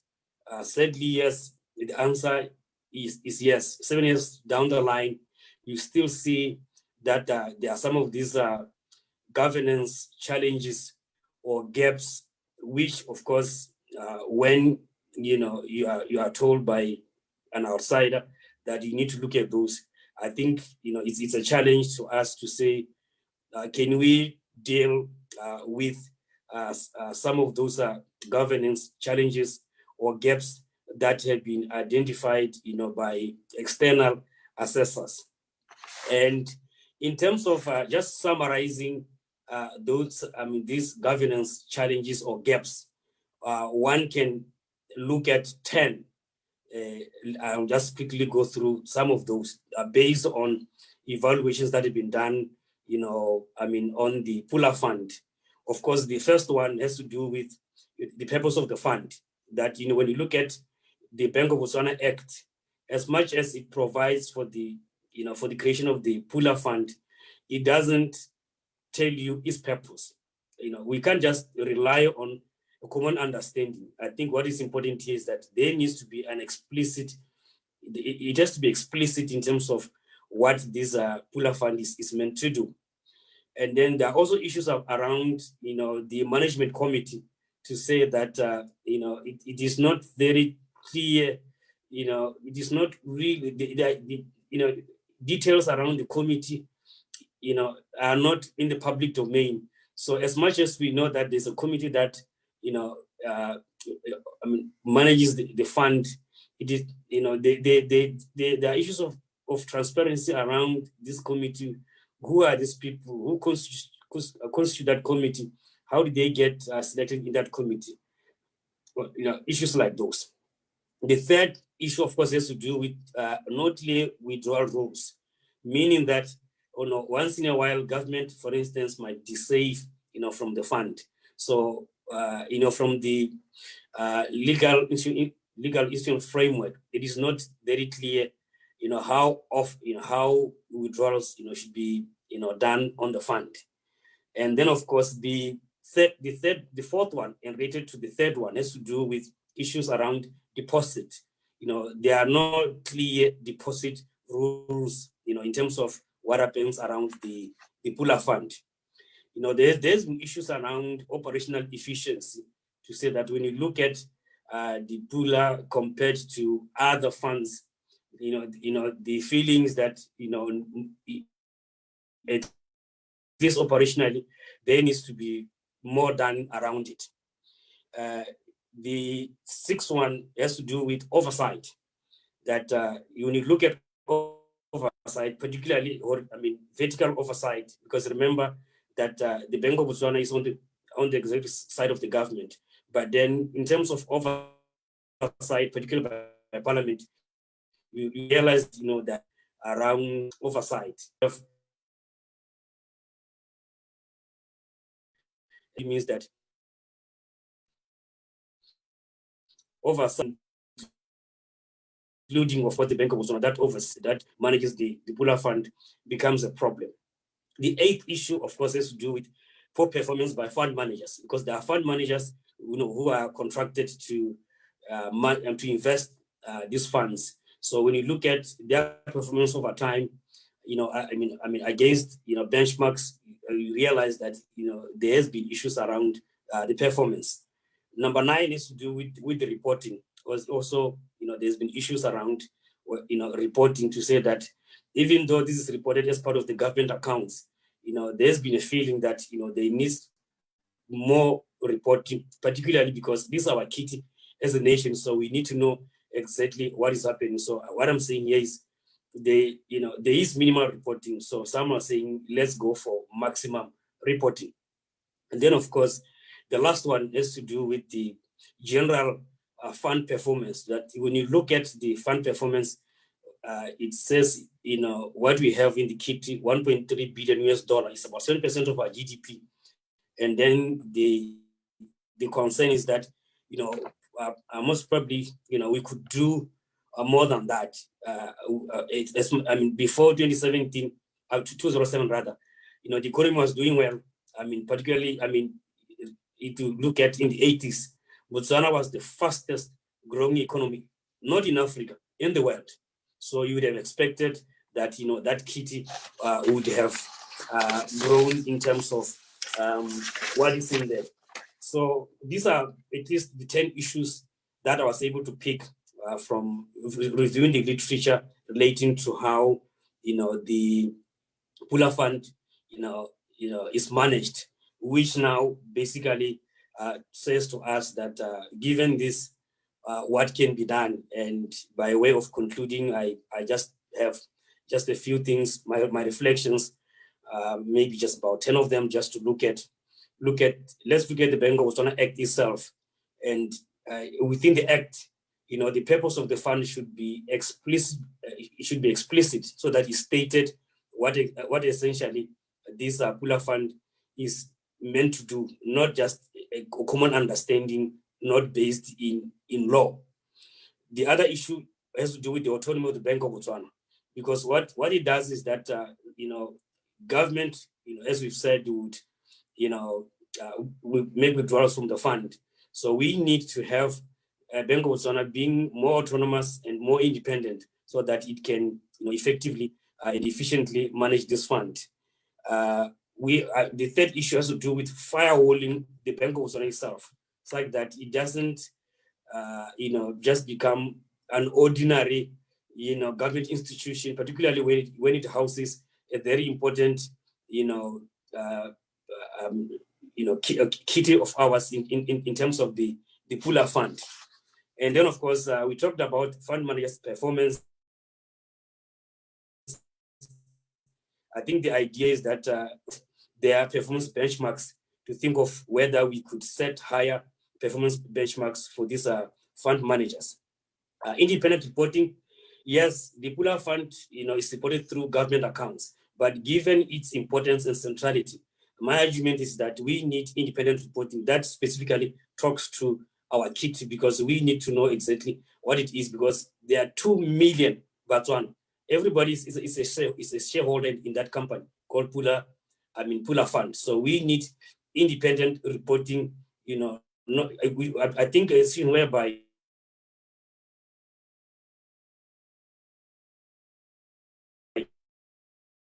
the reporting is something, but the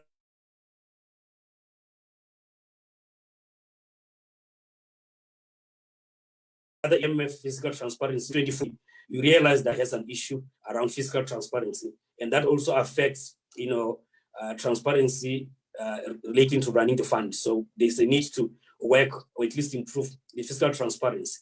And related to the fiscal transparency also is the issue of budget transparency, to say that when you look at the International Budget Partnership reports through the Open Budget Survey, you realize that Botswana does very poor in terms of budget transparency scores. If I could just share those, the statistics are, it was 51% in 2010, 50% in 2012, 47% in 2015, 17% in 2017, and 29% in 2019.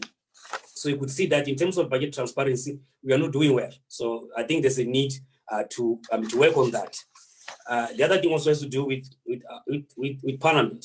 I've talked to oversight to say that we need a very strong Parliament that essentially will be able to exert, horizontal oversight over the executive, including Bank of Botswana, because currently we have a very strong executive in the weak Parliament. So that scenario does not, facilitate, effective oversight by Parliament. The other issue is about benchmarking. There are top performing sovereign welfare funds and the United Arab Emirates.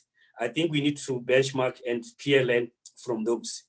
And then also, I think long-term, the sovereign fund should be a standalone rather than being subsumed under the Bank of Botswana. And the last but one issue has to do with the Right to Information Act, because in Botswana we don't have the Right to Information Act, which essentially means that if you need information, on the Pula fund, for instance, you can't go to court and enforce that right because we don't have the Right to Information Act. And of course, lastly, in Botswana we don't have a corporate governance code. But so my recommendation is that we need this code so that we can help us, run institutions like the Pula Fund. So in essence, I can just conclude by saying that yes, we have managed to have a framework that allows us to extract rent from our mineral sector, particularly diamonds, and we are aware that diamonds are not forever, and that's why in 1994 we established the Pula Fund. The Pula Fund generally, it is, and when you look at the 2018 report by the Natural Resources Governance Institute, we're number 2 after Ghana. Yeah, those are, the ranking is good for 2018, but I believe that there's a lot that we can do, particularly around fiscal transparency, budget transparency, oversight.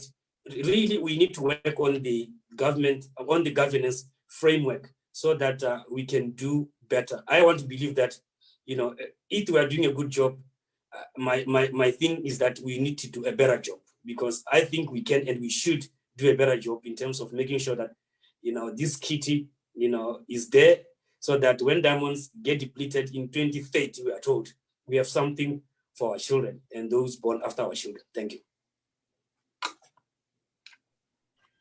Wow.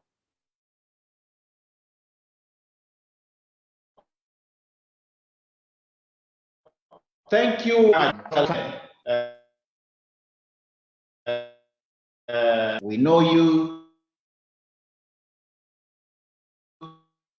You are full-fledged, so we would not expect less from you. Thank you very much. Botswana, that nation with more cattle than women and men. You said institutionally you have a strong executive and weak parliament. You also said that the fund, the Pula fund, has been growing over time, but you have only managed to save $1.3 billion.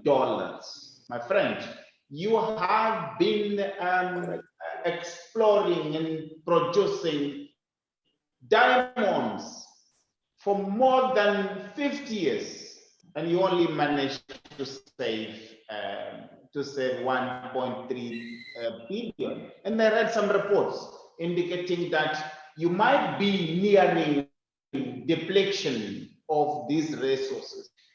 Do you think that you have done well in terms of saving it for you as a means to diversify the economy and get the economy going after the resources depleted, and also save for future generation? You said that your country has adhered to the Santiago principles, but that is weakened by other sectors, as you don't have the Right to Information Act. So how can that operate in a context where you don't have that mechanism? And but still, 2 years ago, the corrupt anti-corruption boss was arrested. This means that there are interesting dynamics in Botswana. Although there is all these, but there's some checks and balances which enable it to do relatively well in institutional terms. Although in terms of fiscal transparency against the IMF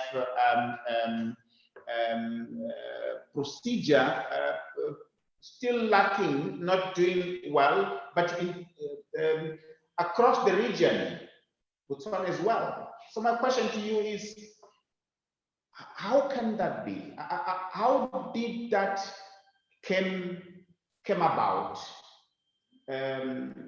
What is it? Is it a Botswana thing because you're good people? How did you, where did the incentive structures came from to set that right? Considering, of course, the constraints you have mentioned, but you are doing relatively okay. So my question is why? How is it? I will open up the floor for short comments. One, Andrew, 2 minutes.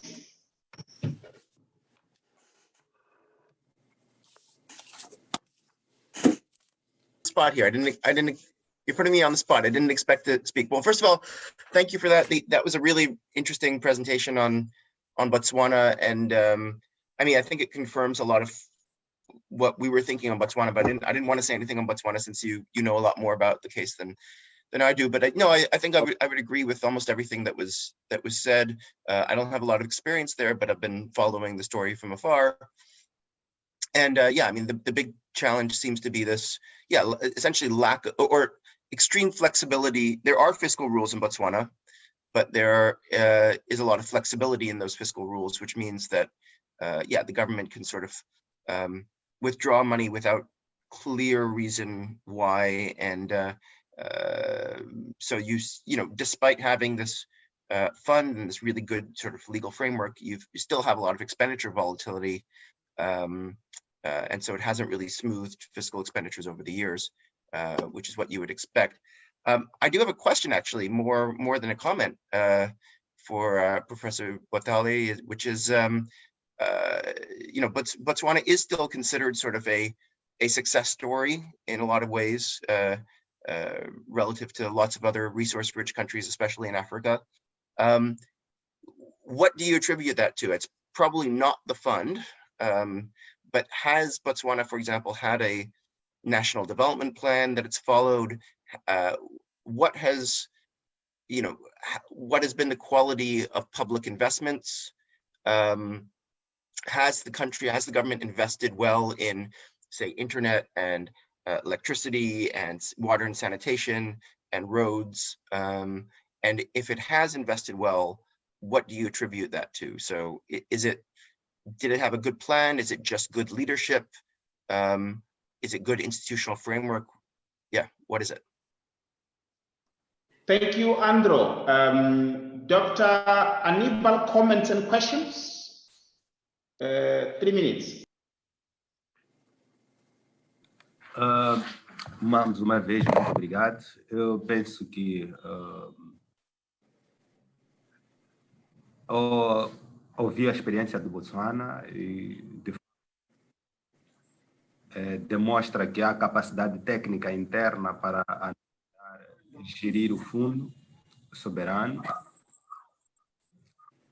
E apesar de estarmos aqui a ver que eventualmente o valor pode não ser muito elevado, mas para a realidade, se calhar seria importante ver, tendo em conta de minerais que geraram ou geram este fundo de Botswana. Eu penso que é encorajador saber que Botswana tem essa, apesar de ainda ter um caminho para percorrer diz respeito à transparência, mas e a prestação de contas, como dizia, quando a questão de falta de legislação, de acesso à informação, penso que sim, é importante saber do Botswana. Iria também para os comentários do Sr. Lars.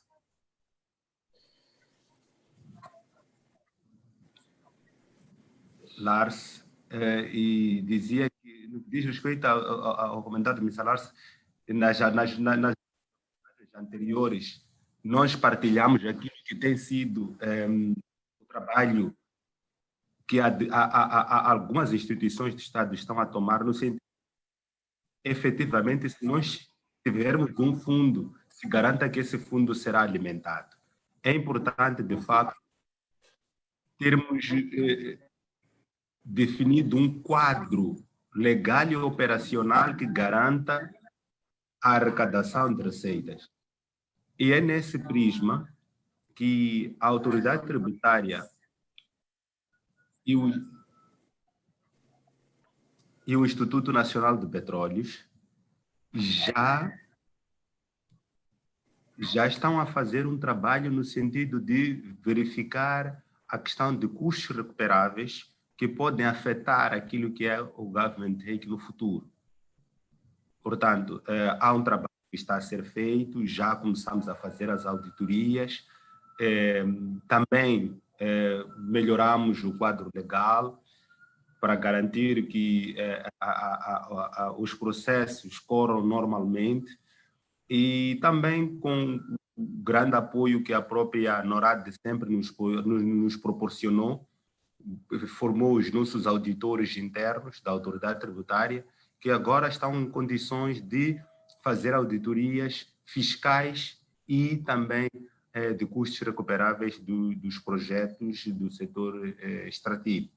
E, portanto, queria agradecer ao apoio que a Noruega nos proporcionou e dizer ao Sr. Lars que nós continuamos com esse vigor de garantir que tudo o que é dinheiro que deve ser canalizado ao Estado seja efetivamente arrecadado, combatendo todas e quaisquer formas de fuga ilícita de de receitas que devem ser do Estado.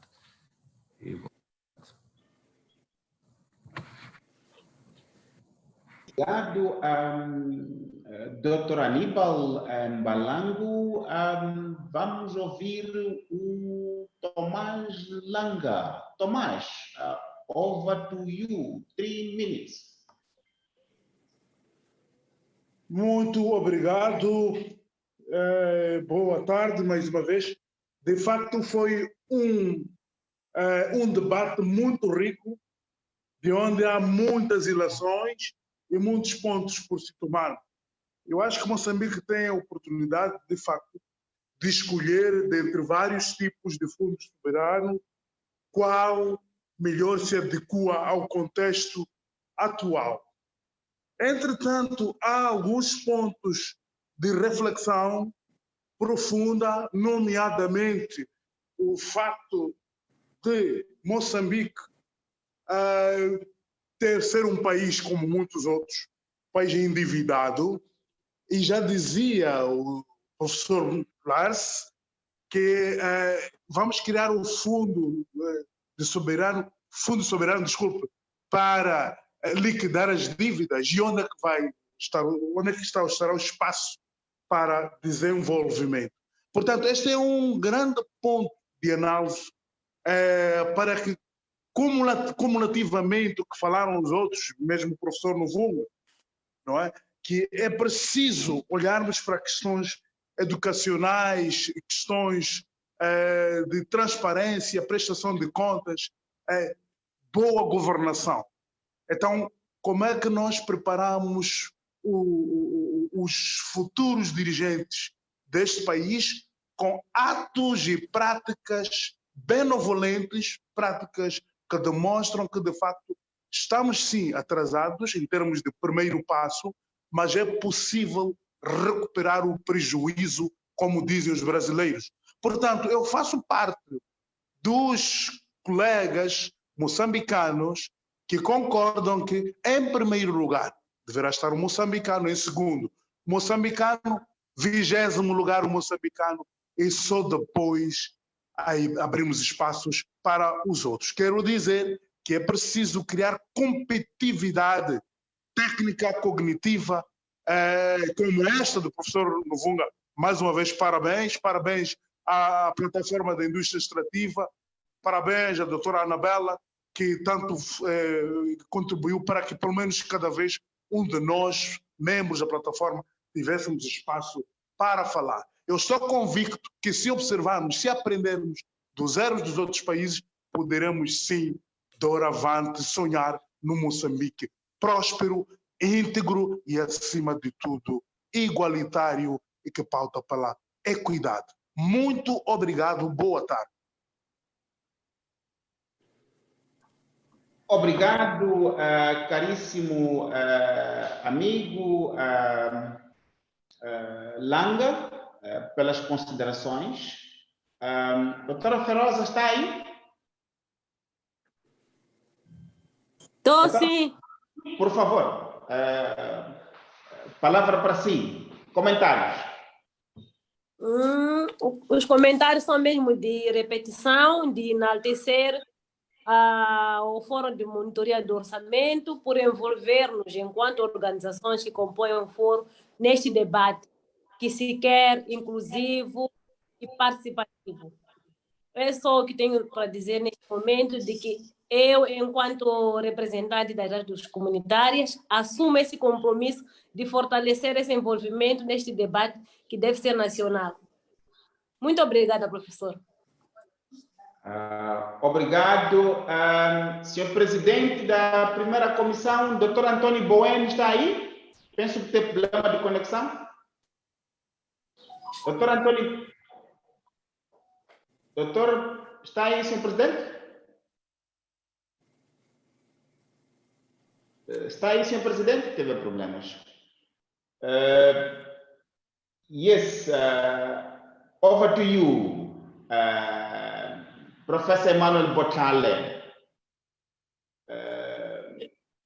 Mas peço que dê a palavra à doutora Marcelina. Oh, estou excluída, não sei porquê, eu de fato estou a pedir. Por favor. So I was feeling jealous because I wasn't given an opportunity to interact with Professor Emmanuel. So thank you, Professor Emmanuel. I was carefully listening to the Botswana experience on the Pula Fund. And I must congratulate you because despite this lack of clarity in your legal framework, the people of Botswana, they understand that this Pula Fund is for the rain day. So whatever means these rain days, it means that it's not for today because today it's not raining. So it's important that the legal framework is clear, but more than a clarity of the legal framework, the conscience of the people. So I think that Botswana people have that in mind. That's why even with this lack of clarity in the law, you managed to go to reach the stage or the level where you are now. Probably you might have been done better if this legal framework was okay or was better than it is today. But even though I must congratulate your people because of this level of consciousness. But I have got two questions to you, Professor. You have discovered diamonds in 1967, if I understood well. So when did you start exploiting it?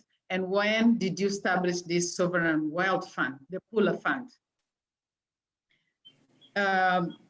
You said in the reporting process that because the government reports to the parliament, so it's also understood that the central bank, which is managing this Pula Fund, also reports to the parliament.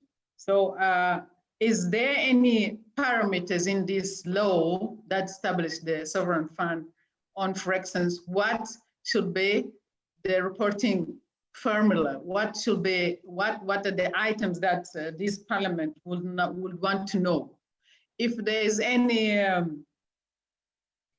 mechanism or any parameters in that law regarding the eligible investment projects by Botswana people, or you are investing outside.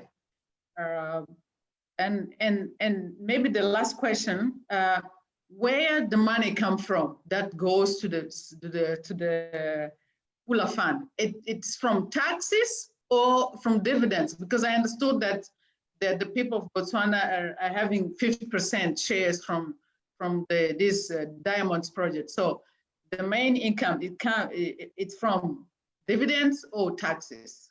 Thank you very much. Thank you very much, Dr. Marcelina. Once again, sorry for, I thought I will let for last, I meant to, because of the questions that you have sent that you had, but then I forgot. I'm really sorry for that, Professor Emmanuel Botlhale, over to you. No, thank you. Yeah, thank you so much, except that I missed the interventions in Portuguese because I only know obrigado, that's all. Okay. So if you could maybe, after I've responded, you can summarize what Anibal, Thomas, and Rosa were saying, because I couldn't hear what they were saying. But let me start with the general one. Okay. You know, when it comes to the Pula Fund, you know, my glass is half full. It is not half empty, meaning that I am optimistic about this facility, but the issue to me is that we should do better, and we must do better. You know, if you look at 1.3 billion Pula, or 7% of GDP being in the kitty, to me, this is not enough. I'm aware that between 2007 and 2009, we dipped into the Pula Fund, and once in a while, you know, we dip into it to support the budget. And given COVID-19 challenges and the big budget hole that we are looking at, I will not be surprised if the Minister of Finance will be knocking on the door of the Bank of Botswana governor to say that, can you bail out the economy? But all the same, I want to believe that with these governance recommendations that we need to put in place, we should be playing in the league of big boys and big girls in terms of the Sovereign Welfare Fund. So you ask, we have been mining diamonds since 72. That's 48 years ago, almost 50 years. And we established the fund in 1994. Okay, but all the same, given that we have been mining for almost 50 years and diamonds are forecast to be depleted in 2030, in the next 10 years. 10 years is not far off. That essentially means that we have our job cut out for us in terms of making sure that the kitty, being the Pula Fund, it's really, we put money into the kitty. I think this is the general idea I can talk about. Then getting to specific questions from my colleague Andrew, he asks, how did we do it? What is so exceptional about Botswana? You read in the literature, there's so much about it, the exceptionalism that is called Botswana. But to me, I think I can look at three things. Through my writings, I've talked about three things. The first one is the developmental state, that at independence, we were one of the poorest countries in the world. And we were aid dependent, food dependent on Britain and stuff like that. But one of the things that we did was to make a conscious decision that despite our limited resources, we are going to be a developmental state. That is one. And then the second variable that I want to look at has to do with leadership, because leadership matters for macroeconomic, outcomes like economic growth and development. If you have a leadership that does not think about tomorrow, but only thinks about the next election, this becomes a problem. But if you have a leadership that thinks about today and tomorrow in terms of the future of the country and the future generations, then you have a good mix, in terms of what you should do as a country. So the leadership at that time, at independence, one of the things that they did, which I mentioned, in my presentation, was to say that, look, we do have minerals, but the mineral rights reside in the tribes. So if you want to ensure even development, you need to nationalize these minerals, because otherwise the tribes which sit on top of diamonds, like my tribe, I come from a tribe where we sit on one of the richest diamonds in the world. Where I come from, we have blue diamonds. These are red diamonds.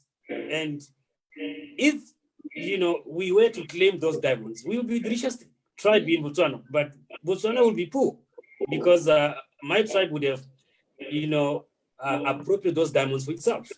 So the fact that they nationalized mineral wealth, particularly diamonds, through the Mines and Mineral Act of 67, that was one of the most critical things that the leadership did to make sure that minerals don't belong to tribes, but they belong to the state.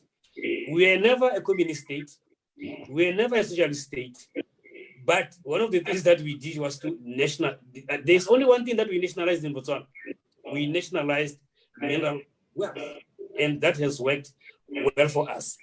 And then the third thing that I want to look at as to the answer to why we did it has to do with institutions of government. Obama was right in 2009 when he said Africa does not need strong men and strong women. Africa needs strong institutions. Because if you don't have strong institutions, the tendency is that people are going to privatize the state. So in Botswana, we do have strong institutions. Yes, I do accept that we do have a very strong parliament, I mean, a strong executive and a weak parliament. That is, that one we can't deny. But overall, what we see is that the government has built strong institutions. So when you combine the developmentalism with leadership and institutions, to me, these three partly, explain why we did what we did. In fact, even the creation of the Pula Fund has to do with the leadership that was trying to look, forward looking to say what happens post diamonds. And the other for Annibal, Thomas, and Feroza, I couldn't get it because it was in Portuguese.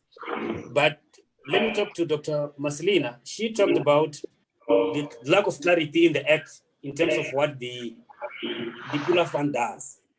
Yes, of course, there is a common understanding. But you see, a common understanding is not enough. We need the law to be explicit to say that this animal called Pula Fund, its purpose is to do 1, 2, and 3. But despite that lacuna or lack of clarity in the act, we have managed, to run this fund. But I think we could have done better if there was that framework in place. Because, like I said, one of the things that worries me and other people is that government will be knocking on the doors of Bank of Botswana. There is so often such that there are just too much withdrawals from this fund. But if there was a law to firewall the Bank of Botswana against these intrusions, I think the kitty would be bigger than the 1.3 billion USD that I talked about. You asked before diamonds, we had other minerals like copper, nickel, zinc, manganese, but these are low-grade minerals. They don't really bring in much forex. But it's only in '67 with the discovery of the first kimberlite pipe that we discovered our first diamond mine.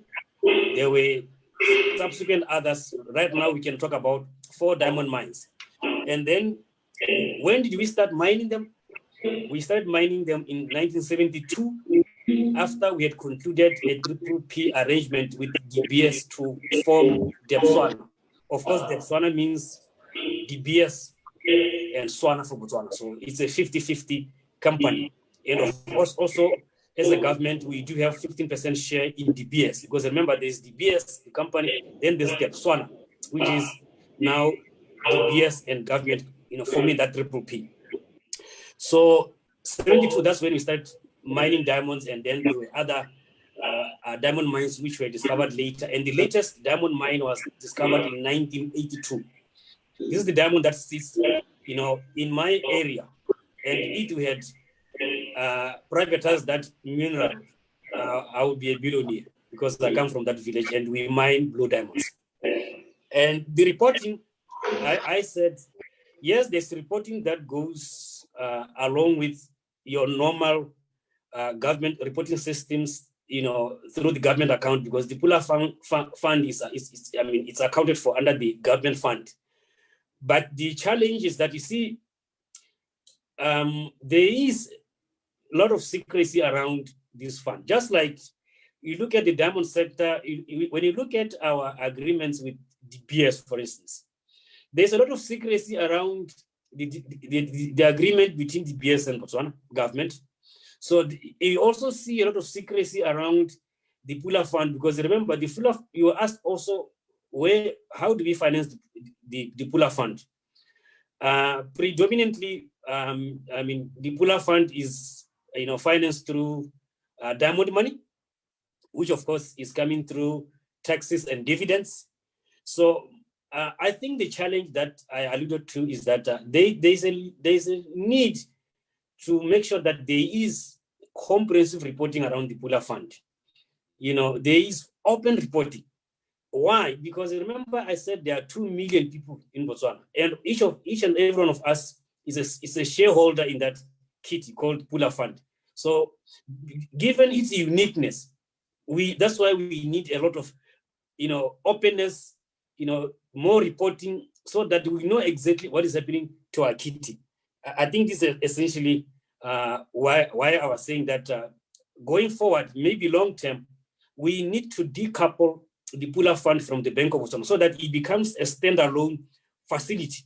Because right now it is managed by Bank of Botswana, but I think we have come to a point whereby we need to decouple it from the Bank of Botswana so that it is a standalone, so that it reports on its own. And in my ideal world, it should report directly to Parliament, not through the Ministry of Finance as it is right now. Thank you. Thank you very much, Professor Emmanuel Botlhale.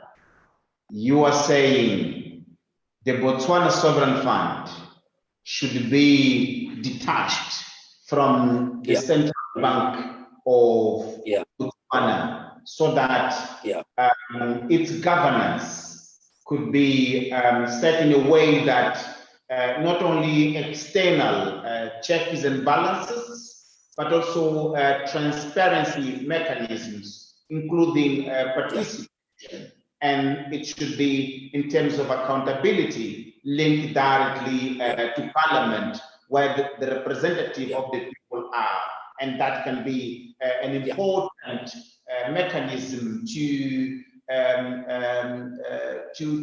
circumvent the fact that Botswana, as you have clearly and loudly said, has a strong executive and weak Parliament, which is still functional. And I commend you, the Botswana, for being able to take care of the management of your wealth and of taking care of your people the way that you have done in terms of comparison with the region.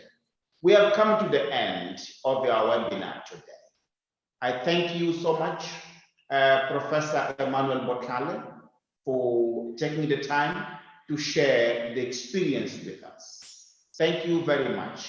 We have been working together for a long time, and thank you very much for the continued partnership with you and the University of Botswana back to Gaborone. I thank you very much, Andrew Bauer, for taking the time to share your vast experience with sovereign wealth funds around the globe, and also for sharing with us your knowledge on management of extractives, particularly the economics of oil and gas. Thank you for that. To President António Boene, the President of the Parliamentary Committee for Constitutional Affairs, Legality and Human Rights, we thank you so much for your committed partnership, for your committed to direct engagement with civil society and taking the time to learn with us, for this collective learning, for the sake of empowering the Parliament, empowering the committee, because time will come when you will have to legislate on this topic. So thank you very much for that. To our partners from the Ministry of Mineral Resources and Energy, represented here by Dr. Marcelina Joel, thank you very much for your continued partnership. We continue together. I will shortly announce the theme of the next session. We thank you for that. We also thank you, Dr. Nibal Malango. You have been with us for more than a decade in discussing these issues. And thank you very much for continued engagement with civil society. I also thank you, my colleagues, Dr. Feroza, that is the director of Forcom, and today she's here in a capacity of representative of the FO